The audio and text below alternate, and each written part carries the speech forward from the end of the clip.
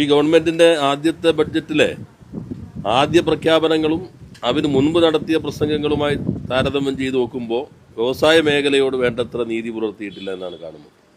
അതിൽ ഗൗരവമായൊരു വ്യതിയാനം വന്നിട്ടുള്ളത് കഴിഞ്ഞ ബജറ്റിൽ മുന്നോട്ട് വച്ച ഏറ്റവും പ്രധാനപ്പെട്ട ഒരു പദ്ധതിയാണ് ക്രിട്ടിക്കൽ മിനറൽ കോറിഡോർ എന്നുള്ളത്. നമ്മുടെ ധാതു സമ്പത്ത് ക്രിട്ടിക്കൽ മിനറലിലേക്ക് വാല്യൂ അഡീഷൻ നടത്തുന്നതിനുള്ള ഒരു പുതിയ സംവിധാനമായി കേരളമാണ് ആദ്യമായി ഒരു ബജറ്റിനകത്ത് അത് പ്രഖ്യാപിക്കുന്നത്. പിന്നീട് യൂണിയൻ ബജറ്റിനകത്തും അത് ഇടം തേടുകയുണ്ടായി. എന്നാൽ നമ്മുടെ ബജറ്റിൽ വളരെ കൃത്യമായി പറഞ്ഞിരുന്നു KMML, അതുപോലെ തന്നെ ERE, കെൽട്രോൺ, NDTVC, ഈ ഹൈദരാബാദ് കേന്ദ്രമായിട്ടുള്ള ഫെറസുമായി ബന്ധപ്പെട്ട ഈ മിനറൽസിലെ പ്രധാനപ്പെട്ട സ്ഥാപനം ഇവയുമായി ചേർന്നിട്ടുള്ള പൊതുമേഖല അധിഷ്ഠിതമായ ഒരു പദ്ധതി അതിനകത്തായിരിക്കും കേന്ദ്രീകരിക്കുന്നത് എന്ന് കണ്ടിരുന്നു. അതിൽ സ്വകാര്യ മൂലധനത്തെ കൂടി ആകർഷിക്കും, സ്വകാര്യ മൂലധനവുമായി ചേർന്നിട്ടായിരിക്കും എന്ന ഒരു പ്രഖ്യാപനം ഇതിനകത്ത് വരികയുണ്ടായി.